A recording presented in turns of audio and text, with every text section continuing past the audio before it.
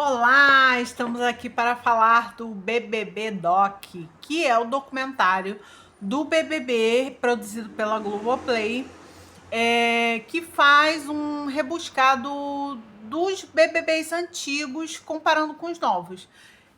Eu acredito que eles fizeram isso porque, como são 25 anos de BBB, naquela época que foi lançado o BBB em 2002, por exemplo, a minha filha ainda não tinha nascido. Então hoje eu acompanho o bebê com ela, a gente faz comentários e tal.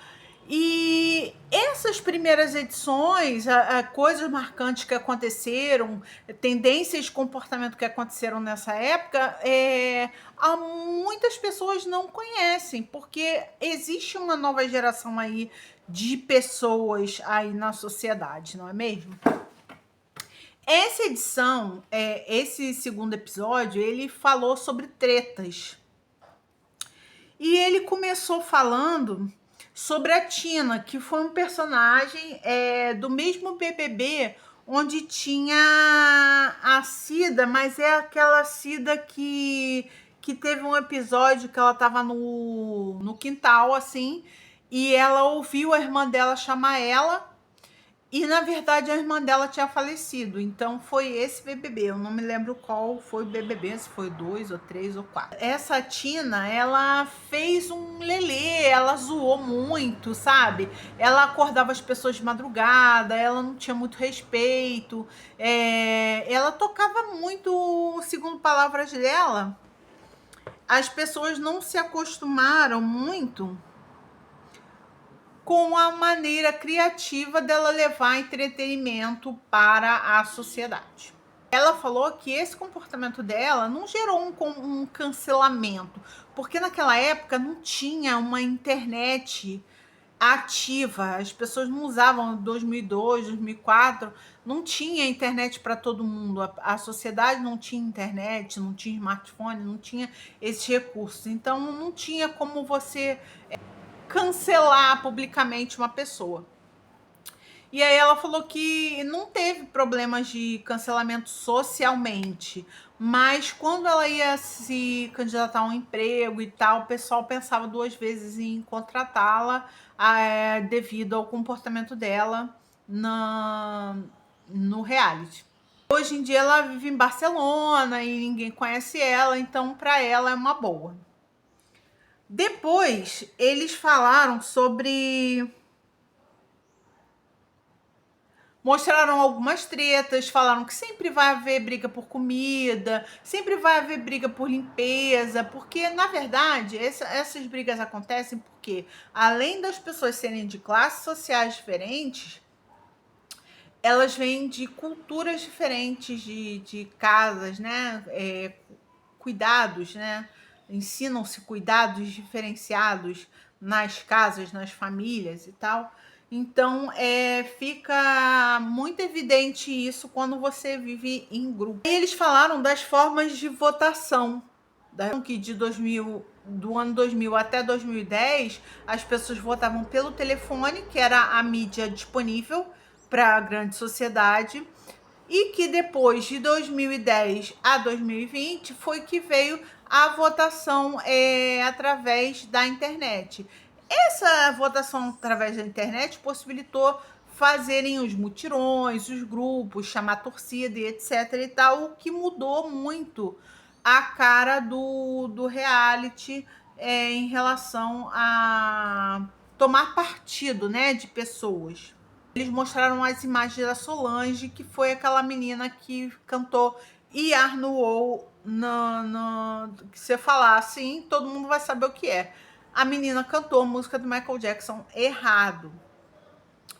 E aí ela contou a história dela, que a família dela, a mãe dela e o irmão dela foram população de rua durante 10 anos, e ela era uma pessoa de população carente, e ela viu ali no Big Brother a oportunidade dela de abrir portas para ela mesma. Naquela época não havia um movimento, talvez até por conta de não haver a internet, né? Ainda haviam muitos costumes de racismo mesmo, sério, aqui no Brasil.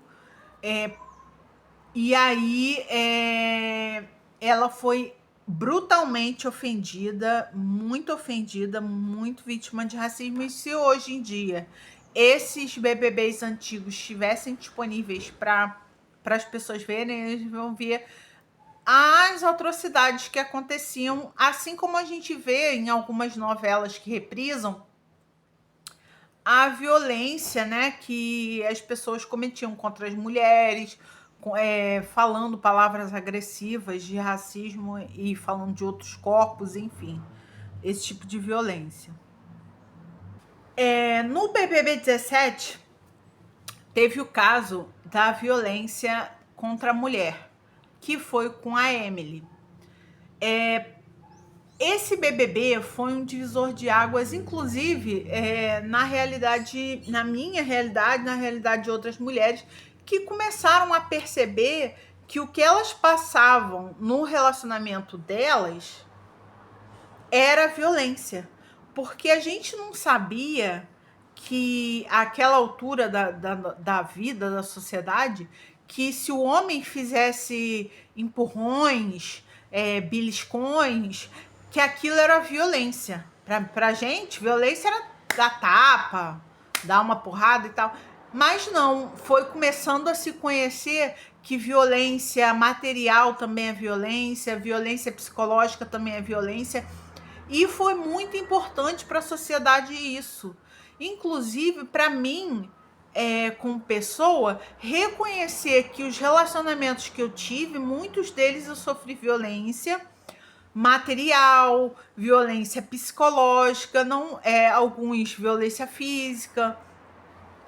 E isso para mim foi muito importante, até para me proteger, e talvez por isso eu nunca mais me relacionei com ninguém, porque eu tenho muito medo de me relacionar e sofrer violência novamente. E isso eu acredito que esteja acontecendo com muitas mulheres, até no sentido delas se empoderarem e não permitirem, já no primeiro indício de violência, que é o cara assim, ele pega uma fragilidade sua e ele começa a te cativar, e depois ele começa a te diminuir e te anular como pessoa, para que ele sobressaia, e aí começam as pequenas violências, né?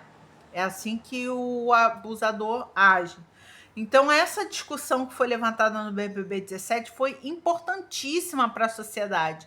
Então, esse reality também, como comportamento da sociedade, olha quantas coisas, quantas questões comportamentais ele foi levantando, principalmente da pandemia para cá, que as pessoas foram questionando comportamentos de outras pessoas, para dizer o que a sociedade atual aceita ou não aceita.